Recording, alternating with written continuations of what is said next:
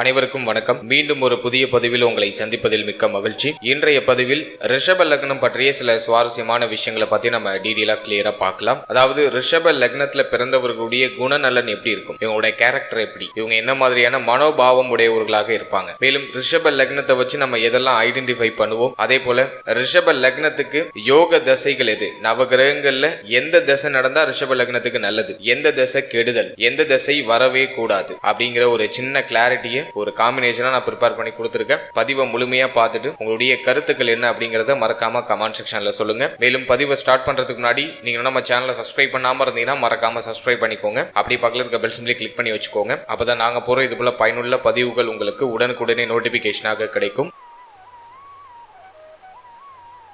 இப்போது ரிஷப லக்னத்துடைய சில சுவாரஸ்யமான விஷயங்களை நம்ம பார்க்கலாம். ரிஷப லக்னம் அப்படின்னாலே அது ஒரு பெண் தத்துவ ராசி. சுக்கிரனுக்கு ஆட்சி வீடு. சுக்கிரனுக்கு 2 வீடுகள் இருக்கு, ரிஷபமும் துலாமும். அதுல ரிஷபம் அப்படிங்கிறது சுக்கிரனுடைய முதல் ஆட்சி வீடு. காலச்சக்கரத்துக்கு 2வது ராசியா ரிஷபம் வந்துடும். ரிஷபத்துடைய சின்னத்தை நம்ம பார்த்தோம்னாக்கா எருது. ஒரு எருதுடைய சின்னத்தை உடைய ஒரு அற்புதமான ராசி, அற்புதமான லக்னம் அப்படின்னா அது ரிஷபம் தான். ரிஷபத்துல நவ கிரகங்களுடைய ஸ்தான பல அமைப்பு என்ன அப்படின்னு நம்ம பார்க்கும்போது சுக்கிரனுக்கு ஆட்சி வீடா வந்துடும். அதற்கு அடுத்தபடியாக சூரியன், நவகிரகங்கள நாயகனாக விளங்கக்கூடிய சூரியனுக்கு பகை வீடா வந்துடும். அதே போல குருவுக்கு பகை வீடா வந்துடும். இயற்கை சுவராக பார்க்கக்கூடிய குரு பகவான் ரிஷப வீட்டுல பகைத்தன்மை அடைவார். ஏன்னா சுக்கிரனுக்கும் குருவுக்கும் சுத்தமா ஆகாது அப்படின்னு சொல்லுவாங்க சாஸ்திரத்துல. அதாவது குரு தேவகுரு, சுக்கிரன் அசுர குரு அப்படின்னு சொல்லுவாங்க. 2 அணிகளுக்கு தலைவர்களாக விளங்கக்கூடிய 2 கிரகங்கள் பகை உணர்வு உடைய கிரகங்களாக பார்க்கப்படுது. எனவே ரிஷபத்துல குரு பகவான் பகை அமைப்பை அடைவார். அடுத்தது சந்திரனுக்கு ரொம்ப விசேஷமான வீடு ரிஷபம் தான். ஏன்னா ரிஷபத்துல தான் சந்திரன் உச்ச நிலை அடைவார், பிளஸ் மூல திரிகோண அமைப்பையும் அடைவார். எனவே சந்திர பகவானுக்கு ரொம்ப விசேஷமான வீடு ரிஷபம். அடுத்தது நம்ம பார்க்கிறது செவ்வாய். செவ்வாய்க்கு இந்த ரிஷப வீடு சமத்தன்மையில வரும். நட்பும் அல்லாத பகையும் அல்லாத சமத்தன்மை உடைய ஒரு ஸ்தான பலத்தை செவ்வாய் ரிஷப வீட்டுல அடைவார். அடுத்தது புதன் சனிக்கு நட்பு வீடாக இந்த ரிஷப வீடு வந்துடும். ஏன்னா புதனுக்கும் சனிக்கும் சுக்கிரன் நண்பர். எனவே சுக்கிரனோட வீடாகிய ரிஷபம் புதனுக்கும் சனிக்கும் நட்பு வீடாக வந்துரும். ஃபைனலா ராகு கேதுக்களுக்கு நீச்ச வீடு. பாரம்பரிய ஜோதிடத்துல ரிஷப வீட்டை ராகு கேதுக்களுக்கு நீச்ச வீடாக பார்க்கப்படுது. சோ இதுதான் ரிஷபத்துல நவகிரகங்கள் அடையக்கூடிய ஸ்தான பலம். இப்போ இந்த ரிஷப லக்னத்துல நீங்க பிறந்திருக்கீங்க அப்படின்னா உங்களுடைய குணம் எப்படி இருக்கும், நீங்க எப்படிப்பட்டவங்களா இருப்பீங்க, எந்த மாதிரியான மனோபாவம் உடையவரா இருப்பீங்க அப்படின்னு நம்ம பார்க்கும்போது பொதுவா ரிஷப லக்னத்துல பிறந்தவர்கள் நல்ல குணங்களை உடையவரா இருப்பாங்க, நல்ல புகழ் உடையவர்கள். இவங்க செய்யக்கூடிய செயல் இவர்களுக்கு நல்ல பெயரையும் புகழையும் சம்பாதித்து கொடுத்து விடும். நல்ல உயர்ந்த குறிக்கோள் உடையவர்களாக இருப்பாங்க. குரு பக்தி, தெய்வ பக்தி, தெய்வீகம் சார்ந்த விஷயம் இதிலெல்லாம் இவர்களுக்கு சற்று ஆர்வம் அதிகமாக இருக்கும். அதே மாதிரி இந்த ரிஷப லக்னத்துல பிறக்கக்கூடியவர்கள் ஒரு 80% பேர் பார்த்தோன்னா ஆயுத பிரயோகப்படுத்தி பிறந்தவர்களாக இருப்பாங்க. அதாவது சிசரியன் குழந்தைகளா இருப்பாங்க. சிசரியன் முறையில பிறக்கப்பட்டவர்களாக இருக்கிறதுக்கான வாய்ப்பு அதிகபட்சமா இருக்கு. ரிஷப லக்னத்துல பிறந்தவர்கள் பொதுவாவே பார்த்தோன்னா நல்ல அழகு உடையவர்களாக இருப்பாங்க. ஏன்னா சுக்கிரனோட வீடு. சுக்கிரன் அழகுக்கு காரகர், ஒப்பனைக்கு காரகர். எனவே சுக்கிரனுடைய வீட்டுல பிறந்திருக்கக்கூடிய நீங்க நல்ல அழகு உடையவர்கள். இந்த 2ஆம் இடம் அப்படிங்கிறது முகத்தை குறிக்கக்கூடிய பாவகம். எனவே முக அழகு, முக தோற்றம், முக லட்சணம் ரொம்ப அருமையாக இருக்கும். சற்று சதைப்பற்று உடையவர்களாக இருப்பீங்க. சற்றே கொஞ்சம் பருத்த உடல் அமைப்பு அப்படிங்கிறது இருக்கு. சிவந்த நிறத்தை உடையவர்களாக இருப்பாங்க. ஒரு 70% பேர் ரிஷப லக்னத்தில் பிறந்தவங்க சிவந்த நிறத்தை உடையவர்களாக தான் இருப்பாங்க. அதே மாதிரி முக தோற்றம் சற்று வட்டமா இருக்கும். வட்டமான கவர்ச்சியான மற்றவர்களை கவரக்கூடிய முக தோற்றத்தை உடையவர்களாக இருப்பீங்க. ரிஷப லக்னத்தில் பிறந்த ஆண்கள் கூட இந்த நல்லினமும் மென்மையும் உடையவர்களாக இருப்பாங்க. அடுத்தது சத்தியத்தை காப்பாற்றக்கூடியவர்கள். கொடுத்த வாக்கை எப்பாடுபட்டாச்சும் காப்பாத்திடுவாங்க. அதே மாதிரி முன் ஜாக்கிரதை நிறைந்த அப்படின்னு சொல்லலாம். அடுத்தது சுபகாரிய பிரியர்கள் அப்படின்னு சொல்லலாம். ஏதாச்சும் ஒரு மங்களகரமான விசேஷம்னா முன்னாடி நின்று அதை நடத்துவாங்க. எனவே சுபகாரிய பிரியர்கள் அப்படின்னு நம்ம சொல்லலாம். இவர்களுக்கு பிறருடைய சொத்தின் மீது சற்று நாட்டம் இருக்கும். அடுத்தவங்க பொருள் மேல ஒரு மாதிரி ஒரு ஈர்ப்பு இருக்கும். அழகான விஷயங்களை பார்த்தாங்கன்னா அதுக்கு மதிமயங்கக்கூடியவர்களாக இருப்பாங்க. அடுத்தது இலக்கிய ரசனை, சங்கீத ஞானம், சங்கீத பிரியர்கள், இசை மேல ஒரு ஈர்ப்பு, இலக்கியத்தின் மேல ஒரு ஈர்ப்பு, அதெல்லாம் இந்த ரிஷப லக்னத்துல பிறந்தவர்களுக்கு உண்டு. ஸ்திரமான புத்தி உடையவர்கள். ஏன்னா ஸ்திர ராசி. இந்த ரிஷபத்தை நம்ம ஸ்திர ராசியில வகைப்படுத்துவோம். எனவே ஸ்திரமான புத்தி இருக்கும், நிலையான புத்தி உடையவர்களா இருப்பாங்க. ஏதாச்சும் ஒரு விஷயத்த முடிவு எடுத்தாங்கன்னாக்கா அந்த விஷயத்துல நிலைத்து இருந்து அதுல வெற்றி அடைகிற வரைக்கும் போராடக்கூடியவர்களாக இருப்பாங்க. இவர்களுக்கு சற்று சோம்பேறி குணம் உண்டு. இதை மட்டும் இவங்க கொஞ்சம் தவிர்த்துக்கிறது நல்லது. சோம்பேறி குணத்தை இவங்க தவிர்த்தாலே உயர்வான இடத்துக்கு கண்டிப்பா வந்துருவாங்க. அதே மாதிரி இனிப்பை அதிகமா விரும்பக்கூடியவர்களா இருப்பாங்க. ஸ்வீட்டு, இனிப்பான ஆகாரங்கள் இதெல்லாம் அதிகமா விரும்பி சாப்பிடக்கூடியவர்களா இருப்பாங்க. அடுத்து இந்த ரிஷப லக்னத்துல பிறந்தவர்கள் ஆடை ஆபரணங்கள் மேல ஒரு ஈர்ப்புடையவர்களா இருப்பாங்க. அழகான அழகான ஆடை அணிய வேண்டும், விலை மதிப்புடைய அணிகலன்கள் அணிய வேண்டும் அப்படிங்கிற மாதிரியான ஒரு ஈர்ப்புடையவர்களா இருப்பாங்க. அதுல விருப்பமுடையவர்கள். அடுத்த சிற்றின்ப பிரியர்கள் அப்படின்னு சொல்லலாம். சுக்கிரனோட வீடு ரிஷபம். எனவே இந்த ரிஷப லக்னத்துல பிறந்தவர்கள் சிற்றின்ப பிரியர்கள். ஷார்ட் டேர்ம்ல எதெல்லாம் ஹாப்பினஸ் கொடுக்குமோ அதெல்லாம் துணிந்து செஞ்சிருவாங்க. அதே மாதிரி சமுதாயத்துல பெரிய பணக்காரர்கள், பெரிய புள்ளிகளா இருக்கக்கூடிய அந்த மனிதர்களுடைய தொடர்பு இவர்களுக்கு டெஃபினட்டா கிடைச்சிரும். சமுதாயத்துல உயர்ந்த இடத்துல இருக்கக்கூடிய மனிதர்களுடைய தொடர்பை பெற்றவர்களாக இருப்பாங்க. அதன் மூலம் ஆதாயமும் அடையக்கூடியவர்களாக இருப்பாங்க. அடுத்தது இந்த செடி கொடி பூஞ்சோலைகள் இதெல்லாம் அமைக்கிறதுல ஆர்வம் உண்டு. இவங்க வீட்டை சுத்தி ஒரு மாதிரி ஒரு கார்டன் அல்லது அவங்களுடைய மாடியில பார்த்தோம்னாக்கா ஒரு சின்னதா ஒரு தோட்டம், மாடி தோட்டம் அப்படின்னு சொல்லுவோம். வீட்டை சுத்தி அழகா பராமரிக்கிறது, அழகான விஷயங்களை நட்டு வைக்கிறது, அழகான பூச்செடிகளை வளர்க்கிறது, இதுல எல்லாம் இவர்களுக்கு ஆர்வம் இருக்கும். எனவே தோட்டம் வளர்க்கிறது, தோட்டம் வைக்கிறது, இதுல எல்லாம் ஈர்ப்பு உடையவர்களாகவும் ஆர்வம் உடையவர்களாகவும் இருப்பாங்க. அதே போல செல்ல பிராணிகள் வளர்க்கிறதுலயும் ஆர்வம் உடையவர்களா இருப்பாங்க. இவங்க வீட்டுல ஏதாச்சும் ஒரு செல்ல பிராணி வச்சிருப்பாங்க. அதே மாதிரி எந்த ஒரு விஷயத்தையும் அழகா செய்யக்கூடிய திறன் படைத்தவர்கள். எந்த ஒரு விஷயத்தையும் கலைநயத்தோட செய்யணும், அழகா செய்யணும். அதே மாதிரி மற்றவங்களோட கொஞ்சம் டிஃப்ரெண்டா இருக்கணும், யூனிக்கா இருக்கணும் அப்படின்னு ஆசைப்படக்கூடியவர்களா இருப்பாங்க. அதே போல இந்த ரிஷப லக்னத்துல பிறந்தவர்கள் எல்லா சுகபோகங்களையும் அனுபவிக்க வேண்டும் அப்படிங்கிற அந்த ஒரு ஆர்வம் படைத்தவர்கள். எல்லா விஷயத்திலையும் இறங்கி பார்த்துருவாங்க. அது நல்லது கெட்டது எதுவா இருந்தாலும் சரி, எல்லாத்துலயும் ஒரு கை இறங்கி ஒரு அனுபவத்தை அதுல இருந்து எடுத்துப்பாங்க. அதே மாதிரி இந்த ரிஷப லக்னத்துல பிறந்தவர்களுக்கு பல் சம்பந்தமான வியாதிகள் நீங்க வாய்ப்பு உண்டு. அதே போல டான்சில், சுரம் அப்படின்னு சொல்லக்கூடிய ஃபீவர், அதே போல ஷாய ரோகம், அதே போல கண்டு மாலை, இது போன்ற நோய்களுடைய தாக்கம் இவர்களுக்கு போகலாம். சுக்கிரன் ரொம்ப பாதிக்கப்பட்டு இருந்தாக்கா தோல் வியாதிகள் அப்படிங்கிற ஒரு பிரச்சனை போகும். புதனும் பாதிக்கப்பட்டிருந்தா தோல் வியாதி உறுதியாக போகும். எனவே இதுல எல்லாம் இவங்க சற்று கவனமா இருக்கணும். அடுத்து இந்த ரிஷப லக்னம் அப்படின்னு நம்ம எடுத்துட்டோம்னாக்கா இவங்களுக்கு சனி தான் யோகாதிபதியா வந்துருவாரு. 9, 10க்கு அதிபதியா வருவாரு. தர்ம கர்மாதிபதியாக சனி பகவான் வந்துருவாரு. சனி பாதகாதிபதி அப்படிங்கிற ஆதிபத்தியத்தை பெற்றாலுமே சனி தர்மாதிபதி கர்மாதிபதி அப்படிங்கிற அருமையான ஆதிபத்தியத்தை உடைய ஒரு கிரகம். அதனால பெரும்பாலும் சனி பகவான் இவர்களுக்கு கெடுதல் செய்யறது இல்ல. சனி இவர்களுக்கு மிகப்பெரிய யோகத்தையே தருகிறார். அது மட்டும் இல்லாம லக்னாதிபதியாகிய சுக்கிரனுக்கு நட்பு கிரகம் அப்படிங்கிறதுனால சனி பகவான் ஆட்சி பெற்றோ உச்சம் பெற்றோ திரிகோண ஸ்தானங்கள்ல இருந்தாக்கா மிகப்பெரிய உயர்வான கௌரவமான பதவிகளை இந்த சனி பகவான் இவர்களுக்கு கொடுத்து விடுகிறார். சனி நல்ல நிலையில இருந்தாலே போதும். சனி பகவான் நல்ல நிலையில இருந்து சனியுடைய தசை நடந்துச்சுன்னா உங்களுக்கு யோகம், உயர்வான பதவி, கௌரவமான பதவி, மதிப்பு, மரியாதை, பெயர், புகழ் இதெல்லாம் அற்புதமா இந்த சனி தசையில உங்களுக்கு கிடைச்சிடும். சனி நல்ல நிலையில இருக்கணும். ஆட்சி, உச்சம், திரிகோண ஸ்தானம் இது போன்ற இடங்கள்ல அமர்ந்து இதுல சுக்கிரனுடைய தொடர்பு, சுக்கிரனுடைய பார்வை, சுக்கிரனுடைய இணைவெல்லாம் பெற்றிருந்தா ரொம்ப நல்லது. இதன் மூலமா நல்ல கௌரவமான பதவி கிடைச்சிரும், நிலையான வருமானம் கிடைச்சிடும். அதே போல சனி, சுக்கிரன், புதன் இந்த கிரகங்களுடைய தொடர்பு பெற்று ஒன்றாய் இணைந்திருக்கலாம் அல்லது பார்வை மூலமா தொடர்பு பெறலாம். இது போன்ற அமைப்புல இருந்தா சொந்த தொழில் செய்யக்கூடிய யோகம் உண்டு. சிறந்த முதலாளியாகி பல பேருக்கு வேலை கொடுக்கக்கூடிய யோகம் இந்த சனி, சுக்கிரன், புதனுடைய தொடர்பு இருக்கும்போது வந்துடும். உடைய ஜாதகத்துல சனி, சுக்கிரன், புதன் இணைஞ்சிருந்தாலோ நீங்க ரிஷப லக்னத்துல பிறந்து சனி, சுக்கிரன், புதன் இணைஞ்சிருந்து அல்லது பார்வை மூலமா தொடர்பு பெற்றிருந்தாலோ சுய தொழில் செய்யற யோகம் உண்டு. சுய தொழில் சிந்தனை உருவாகும். சுய தொழில் மூலமா பல பேருக்கு வேலை கொடுக்கக்கூடிய யோகம் உங்களுக்கு உண்டு அப்படின்னு எடுத்துக்கலாம். மேலும் இந்த 3 கிரகத்துடைய திசைகள்ல ஏதாச்சும் ஒரு தசை நடந்துச்சுன்னா இந்த 3 கிரகமும் தொடர்பு பெற்று சனி தசையோ சுக்கிர தசையோ புதன் தசையோ ஏதாச்சும் ஒரு தசை உங்களுக்கு நடந்துச்சுன்னா கண்டிப்பாக மிகப்பெரிய உயர்வு உங்களுக்கு உண்டுன்னு அர்த்தம். எண்ணி பார்க்க முடியாத அளவுக்கு நல்லா சம்பாதிக்கக்கூடிய ஒரு வாய்ப்பு அப்படிங்கிறது வந்துடும். சுகபோகமான வாழ்க்கையை வாழக்கூடிய யோகம் அப்படிங்கிறது கிடைச்சிடும்.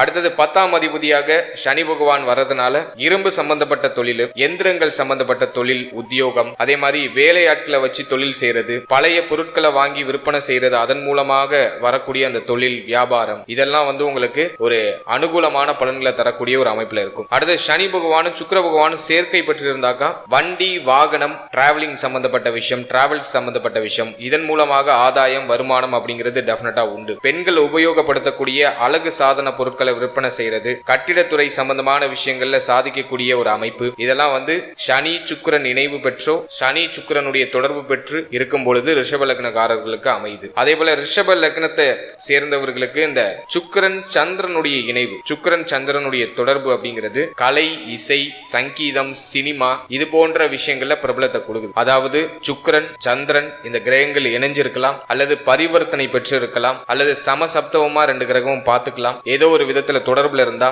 இவங்களுக்கு வந்து சினிமா ஃபீல்டு, சங்கீதம் சம்பந்தப்பட்ட விஷயம், கலைத்துறை சம்பந்தப்பட்ட விஷயம், இதுல எல்லாம் ஒரு நாட்டம் ஈர்ப்பு வரும். பயணங்கள் மூலமாகவும் இவர்களுக்கு ஆதாயம் உண்டாகும். அடுத்தது சனி பகவானும் புதன் பகவானும் ரிஷப லக்னக்காரர்களுக்கு சேர்க்கை பெற்றோ பரிவர்த்தனை பெற்றோ அல்லது ரெண்டு கிரகமும் இணைந்தோ அல்லது ஒருத்தரை ஒருத்தர் இந்த ரெண்டு கிரகமும் பார்த்துக்கிட்டோ சமசப்தமமா பார்த்துக்கிட்டோ இருந்துச்சுன்னா ரொம்ப பெரிய யோகம். ஏன்னா புதன் வந்து யோகாதிபதி, உங்களுக்கு 2-5க்கு ஆதிபத்தியம் பெற்ற ஒரு கிரகம். அவரோட லக்னாதிபதி இணையும் போது, அது நட்பு கிரகமாகிய சுக்கிரனை இணையும் போது ரொம்ப பெரிய மாற்றத்தையும் ரொம்ப பெரிய முன்னேற்றத்தையும் கொடுக்கும். இந்த சுக்கிரன் புதன் இணைவு பெற்றவங்களா பார்த்தோம்னா நல்ல கவிதை எழுதக்கூடிய திறன் படைத்தவர்களா இருப்பாங்க, நல்ல கதாசிரியர்களாக இருப்பாங்க, கலைத்திறன் மிக்கவர்களா இருப்பாங்க, கலைநயம் மிக்கவர்களா இருப்பாங்க. அது மட்டும் இல்லாம பூர்வீக சொத்தை அனுபவிக்கக்கூடிய யோகம், பூர்வீகத்தால அனுகூலம், இதெல்லாம் இந்த சுக்கிரன் புதன் இணைவு பெற்று சுபஸ்தானங்கள்ல அமர்ந்திருக்கணும். மறைவு ஸ்தானங்கள் இல்லாம சுபஸ்தானங்கள் அமர்ந்திருக்கும் போது அதீதமான நற்பலன்கள் அப்படிங்கிறது டெஃபினட்டா கிடைக்குது. அதே சுக்கிரன் 6ஆம் ஆதிபத்தியத்துக்கு அதிபதியாகவும் வருவாரு. எனவே சில தடுமாற்றம், தடை, தாமதம், பிரச்சனை, குழப்பத்தோட எல்லாத்தையும் அனுபவிக்கக்கூடிய யோகம் அப்படிங்கிறது உங்களுக்கு உண்டாகும். அடுத்து அந்த சனி புதன் இணைவு ரிஷப லக்னத்துக்கு மிகப்பெரிய யோகத்தை செய்யும். சுக்கிரன் புதன் இணைவை விட சனி புதன் இணைவு ஃபர்ஸ்ட் கிளாஸா இருக்கும். சனி புதன் இணைவு இருக்கும்போது சொந்தமா வியாபாரம் செய்யக்கூடிய யோகம் உண்டாகுது. சிறந்த வியாபாரியா செயல்படக்கூடிய ஒரு அனுகூலமான ஒரு அமைப்பு உருவாகுது. அது மட்டும் இல்லாம கணிதம், கம்ப்யூட்டர் சம்பந்தப்பட்ட விஷயம், பங்கு சந்தை சம்பந்தப்பட்ட விஷயம், இந்த துறைகள் எல்லாம் ஈடுபட்டு மிகப்பெரிய வருமானத்தையும் மிகப்பெரிய உயர்வையும் அடையக்கூடிய ஒரு யோகத்தை இந்த சனி புதன் சேர்க்கை கொடுத்துடுது. அதே மாதிரி புதன் பகவான் 10ஆம் இடத்துல அமர்ந்து, அதாவது உங்களுடைய ரிஷப லக்னத்துக்கு 10ல புதன் அமர்ந்து குருவுடைய சேர்க்கையோ குருவுடைய பார்வையோ பெற்றிருந்தா சிறந்த அறிவாளி அப்படின்னு எடுத்துக்கலாம். பலதரப்பட்ட அறிவு ஞானம் இவர்கள்ட்ட இருக்கும். நல்ல ஆலோசனை கொடுக்கக்கூடியவர்களா இருப்பாங்க. பிறருக்கு தெளிவான வழிகாட்டுதலை கொடுக்கக்கூடியவர்களா இருப்பாங்க. அதே மாதிரி தான் கற்றத பிறருக்கு கொடுக்கக்கூடிய ஒரு அமைப்பு, தான் கற்றத பிறருக்கு சொல்லிக் கொடுத்து அதன் மூலமாக இவங்களுக்கு ஒரு வருமானம் வரக்கூடிய ஒரு அமைப்பு. குறிப்பா ஆசிரியர் துறை, மார்க்கெட்டிங் ஃபீல்டு, இதுல எல்லாம் ஒரு பிரகாசத்தை புதன் 10ல அமர்ந்து குரு பார்வையோ குருவுடைய சேர்க்கையை பெறும்போது மிக அனுகூலமா கொடுத்துருது. அதே மாதிரி இந்த சனி குரு சேர்க்கையோ சனி குரு தொடர்போ இருக்கும்போது ரிஷப லக்னத்துக்கு ஏஜென்சி, கமிஷன் சம்பந்தப்பட்ட வியாபாரம், கொடுக்கல் வாங்கல் சம்பந்தப்பட்ட துறை, வட்டி பிசினஸ், பேங்கிங் ரிலேட்டடான தொழில், உத்தியோகம், இதன் மூலமாக சம்பாதிக்கக்கூடிய யோகத்தை கொடுக்குது. அடுத்து இந்த சனி செவ்வாய் யோகாதிபதியாகிய சனியும் 7-12க்கு அதிபதியாகிய செவ்வாயும் இணையும் போது கூட்டு தொழிலாள லாபம், கூட்டு தொழிலாள அனுகூலம், அதே மாதிரி பூமி, மனை, ரியல் எஸ்டேட் அப்படின்னு சொல்லக்கூடிய நிலம் வாங்குறது, விற்கிறது, இது சம்பந்தமான துறைகளில் ஈடுபட்டு அலாதியான அற்புதமான ஆதாயத்தை ஈட்டக்கூடிய ஒரு அமைப்பு சனி செவ்வாய் தொடர்பு. மேலும் இந்த சனி செவ்வாயுடைய அந்த இணைவோட சுக்கிரனும் இணைகிறாரு அல்லது சுக்கிரனுடைய தொடர்பு வருதுனாக்கா இவங்களுக்கு வந்து கட்டிடத்துறையின் மூலமாக நல்ல வருமானம் அப்படிங்கிறது வரும். கட்டிடங்களை கட்டி விற்கக்கூடிய துறை, கட்டிட வல்லுநராக ஆகக்கூடிய ஒரு யோகம், இதை வந்து இந்த சுக்கிர தொடர்பு உறுதிப்படுத்தி சொல்லும். அதே போல கட்டிட வல்லுநர்களாக பெரிய பெரிய கட்டிடங்களை கட்டக்கூடிய யோகம் இந்த சனி செவ்வாய் சுக்கிரன் தொடர்பு இருக்கும்போது டிஃபால்ட்டா கிரியேட் ஆகுது ரிஷப லக்னத்துக்கு. அடுத்தது நம்ம பார்க்கிறது ரிஷப லக்னத்துல நீங்க பிறந்து சனி செவ்வாய் இணைந்து அதோட சந்திரன் இருக்கிறது அல்லது ராகு இருக்கிறது அல்லது ரிஷப லக்னத்துக்கு 9ஆம் இடம் 12ஆம் இடம் இந்த இடங்கள்ல ராகு பகவான் அமைகிறது. இது போன்ற அமைப்புகள்லாம் வெளியூர், வெளிநாடு, வெளிமாநிலம் போய் சம்பாதிக்கக்கூடிய யோகம், கடல் கடந்து அயல் நாடு சென்று சம்பாதிக்கக்கூடிய ஒரு வாய்ப்பு அதை ஏற்படுத்துது. அதாவது காம்பினேஷன் என்ன அப்படின்னாக்கா சனி செவ்வாய் இணைந்து அதோட சந்திரன் இணைந்து இருக்கிறது அல்லது ராகு இணைந்திருக்கிறது அல்லது ரிஷப லக்னத்துக்கு 9ஆம் இடத்திலேயோ 12ஆம் இடத்திலேயோ ராகு பகவான் அமர்ந்திருக்கிறது. இந்த அமைப்பு உங்களுடைய ஜாதகத்தில் இருந்தா வெளியூர், வெளிநாடு, வெளிமாநிலம் செல்லக்கூடிய ஒரு அமைப்பு, அது சரமா ஸ்திரமா உபயமா அப்படிங்கறத பொறுத்து வெளி மாநிலமா வெளிநாடா வெளியூரா அப்படிங்கறத நம்ம உறுதிப்படுத்தணும். பொதுவா இந்த ஸ்தானங்கள்ல இந்த அமைப்பு இருக்கும்போது இடமாற்றத்தை கொடுத்து பொருள் வருமானத்தை ஈட்டக்கூடிய ஒரு யோகத்தை கொடுக்குது. அதே மாதிரி சனி ராகு இணைவு பெற்று சாதகமான ஸ்தானங்கள்ல அமைய போது எதிர்பாராத திடீர் தன யோகத்தை கொடுக்குது, திடீர் அதிர்ஷ்டத்தை கொடுக்குது. அதே மாதிரி மறைமுகமாக தொழில்களை செய்து மறைமுக தொழில்கள் மூலமாக நிறைய சம்பாதிக்கக்கூடிய யோகத்தை கொடுக்குது. அதுவே பலகீனமா ஆயிட்டாருன்னு வச்சுக்கோங்களேன், ராகு சனி இணைவு பெற்று பலகீனமான இடங்கள்ல இருந்து பலகீனமா இருக்காங்க அப்படின்னாக்கா கஷ்டப்பட்டு முன்னேற வேண்டிய ஒரு சூழ்நிலை உருவாக்குது, அடிமையாக வேலை செய்யக்கூடிய ஒரு சூழ்நிலை உருவாக்குது, அனுகூலமற்ற ஒரு சூழ்நிலை உருவாக்குது. இந்த சனி ராகு இணைவு 2 விதமா செயல்படும். பலமா இருக்கும்போது சுப தன்மையோடு இருக்கும்போது கொடிகட்டி பறக்கக்கூடிய யோகத்தை கொடுக்குது. இதுவே பாவத்துவ பாவத்துவமா கெடுதலான அமைப்புகள்ல இருக்கும்போது அடிமைத்தனமான ஒரு அமைப்பையும் மற்றவர்களுக்கு கீழ் பணியக்கூடிய ஒரு அமைப்பையும் இது கொடுக்குது. அடுத்தது 10ஆம் அதிபதியா சனி பகவான் வந்துருவார். அந்த 10ஆம் அதிபதியோட சூரியன் செவ்வாய் போன்ற கிரகங்கள் தொடர்பு கொள்ளும் பொழுது அரசு உத்தியோகத்துல அமரக்கூடிய யோகத்தை குறைக்குது. ரிஷப லக்னத்துல பிறந்தவர்களுக்கு அரசு உத்தியோகத்துல அமரக்கூடிய யோகத்தை இந்த சனி சூரியன் செவ்வாயுடைய தொடர்பு அப்படிங்கிறது குறைக்குது. இருப்பினும் சூரியன் சூட்சம வலு அடையும் பொழுது, அதாவது திக்பலம் அப்படின்னு சொல்லக்கூடிய சூட்சம வலு, லக்னத்துக்கு 10ஆம் இடமாகிய கும்பத்துல சூரியன் இருக்கும்போது அரசு உத்தியோகத்துல பணிபுரியக்கூடிய யோகத்தை கொடுக்குது. அதோட சுக்கிரனுடைய தொடர்பு, அது மட்டும் இல்லாம சூரியன் கும்பத்தில் அமர்ந்து சூரியன் செவ்வாய் இந்த கிரகங்கள் இணைந்து கும்பத்தில் அமர்ந்து ராகுவோட நட்சத்திரமாகிய சதயத்தில் இருக்கும்போது அரசு உத்தியோகத்துல பணிபுரியக்கூடிய யோகத்தை கொடுக்குது. அப்படி இல்லைன்னா செவ்வாயுடைய நட்சத்திரமாகிய அவிட்டத்தில் இருக்கும் போதும் அரசாங்க உத்தியோகத்துல பணிபுரியக்கூடிய யோகத்தை கொடுக்குது. அது மட்டும் இல்லாம பூரட்டாதியில் அமர்ந்தாலும் குருவோட நட்சத்திரமாகிய பூரட்டாதி கும்பத்துல அமர்ந்து குருவோட நட்சத்திரமாகிய பூரட்டாதியில் அமர்ந்தாலும் அரசு அரசாங்கம் சார்ந்த துறைகள்ல பணிபுரியக்கூடிய ஒரு அமைப்பை கொடுக்குது. அதிலும் குரு பார்வையும் இருந்துட்டா உயர் பதவி கிடைச்சிருது. அதே போல சனியுடைய தொடர்பு பெற்று கேந்திர திரிகோணங்கள்ல சூரியன் செவ்வாய் சனி இந்த கிரகங்களுடைய சேர்க்கை இருக்கும் போது அரசுல நல்ல வழியில நல்ல ஒரு உத்தியோகத்துல அமரக்கூடிய ஒரு யோகத்தை இது கொடுக்குது. சிம்பிளா சொல்லணும்னாக்கா சுபத்துவமா இருக்கும் பொழுது சூரியன் செவ்வாய் சனியுடைய காம்பினேஷன் சுபத்துவமா இருக்கிற பட்சத்துல கண்டிப்பாக அரசு அரசாங்கம் அரசியல் இது சார்ந்த விஷயங்கள் மூலமாக ரிஷப லக்னக்காரர்களுக்கு ஒரு உயர்ந்த பதவி உயர்ந்த வருமானத்தை கொடுக்குது. பாவத்துவமா இருக்கும் பொழுது அதுல தடை அமைப்புகளையும் தாமத அமைப்புகளையும் டெஃபினட்டா கொடுக்குது. ஸோ இதெல்லாம் ரிஷப லக்னத்துல பிறந்தவர்களுக்கான ஒரு ஜெனரல் காம்பினேஷன் அவங்களுக்கு ஒரு தொகுத்து கொடுத்துருக்கேன்.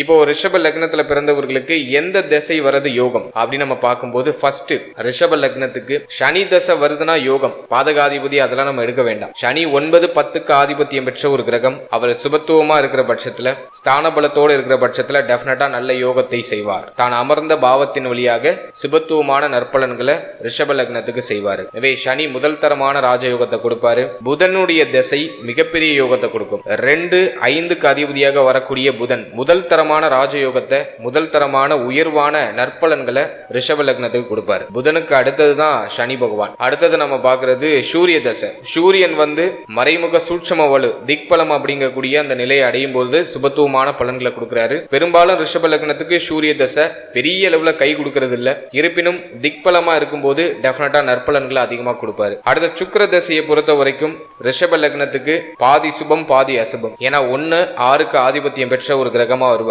இவர் 6ஆம் இடத்துக்கு 6, 8, 12 மறைகிறது நல்லது. 6ஆம் இடத்துக்கு 6, 8, 12 மறைஞ்சு தசை நடத்தினா ஜாதகருக்கு யோகத்தை செஞ்சிருவாரு. அதுவே லக்னத்துக்கு 6, 8, 12 மறைஞ்சு தசை நடத்தினா ஜாதகருக்கு கடுமையான கெடுபலன்களையே கொடுப்பார்.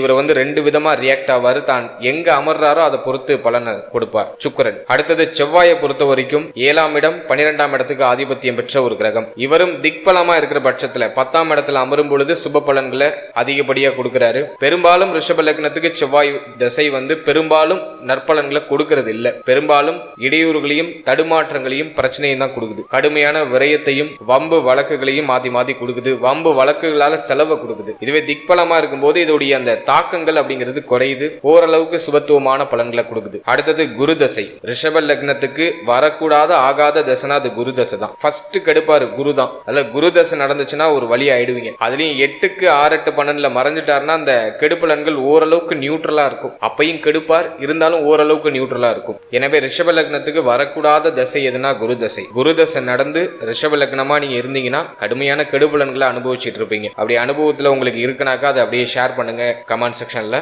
அடுத்தது ராகு தசை கேது தசை. ராகு தசையும் கேது தசையும் தான் அமர்ற கிரகம், தன்னை பார்த்த கிரகம், தன்னோட இணைந்த கிரகம், அதை போலதான் ரியாக்ட் ஆகும். ராகு தசை கேது தசை. இதுல கேது தசை எப்போதுமே விதிவிலக்கு தான். கேது தசை 99% கெடுபலனை கொடுத்துடுது. 1% பேருக்கு மட்டும்தான் கேது நல்லதை கொடுக்கிறாரு. அதுலயும் சூட்சம வலு அடையும் பொழுது மட்டும்தான் அவர் ஒரு நல்ல பலன்களை கொடுக்கிறாரு. மற்றபடி 99% கேது தசை கெடுதலை பண்ணிடுது. ராகு தசை கொடுத்து கெடுப்பாரு. ராகு ரிஷப லக்னத்துக்கு நல்லது பண்ற மாதிரி பண்ணி அப்படியே கெடுத்து விட்டுருவாரு. கேது ஆரம்பத்தில இருந்தே கெடுப்பாரு. இருப்பினும் ராகு கேதுக்களுக்கு மட்டும் தான் அமர்ந்த வீடு, தன்னை பார்த்த கிரகம், தன்னோடு இணைந்த கிரகம், தான் எந்த கிரகத்துடைய சாரத்தில் அமர்ந்திருக்கிறோம் அப்படிங்கிற அந்த ஒரு அமைப்பு, இதெல்லாம் பொறுத்து இந்த பலன்கள்ல வேரியேஷன் வரும். நம்ம வெறுமனே ராகு கேதுக்களுக்கு இப்படிதான் இருக்கும் அப்படிதான் இருக்கும்னு சொல்ல முடியாது. அது மட்டும் விதி விலக்குன்னு உள்ள அப்படியே போயிட்டே இருக்கும். எனவே ரிஷப லக்னத்துக்கு ஃபர்ஸ்ட் புதன் தசை யோகத்தை செய்யும். அடுத்தது சனி தசை யோகத்தை யோகத்தை செய்யும். அதன் பிறகு சுக்கிர தசை, அதற்கு அடுத்தபடியாக சூரிய தசை, அதற்கு அடுத்தபடியாக நம்ம பார்க்கிறது செவ்வாய் தசை. ஓரளவுக்கு பரவாயில்லை. சந்திர தசை தொடர்ச்சியா இடமாற்றத்தை கொடுக்கும். மாரகம், மரணத்திற்கு ஒப்பான ஒரு சில கண்டங்கள், இது போன்ற அமைப்புகளை கொடுக்கும். சந்திர தசையும் ரிஷப லக்னத்துக்கு அந்த அளவுக்கு சிறப்பான பலன்களை தரது இல்லை. ஏன்னா அவர் மாரகாதிபதியா வேலை செய்வார். அதுவும் கொஞ்சம் மாரகத்திற்கு ஒப்பான கண்ட அமைப்புகளை கொடுத்து ஒரு மாதிரி தடுமாற்றங்களை தான் கொடுக்குது.